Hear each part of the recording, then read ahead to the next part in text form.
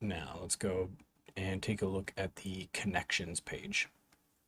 So when we first are brought in, this is going to bring us to our requests tab. So if we have any requests to connect with us, they would show up right above this box here.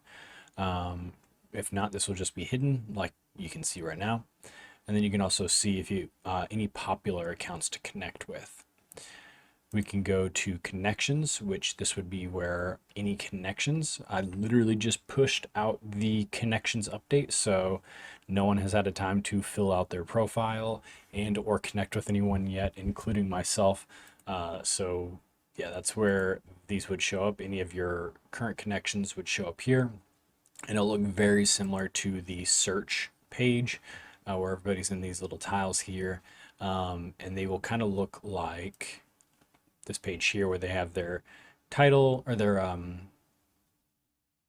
this banner image, a profile picture, their name and username, and then where are they located and what type of things that they are interested in. So all that will show up underneath this search here.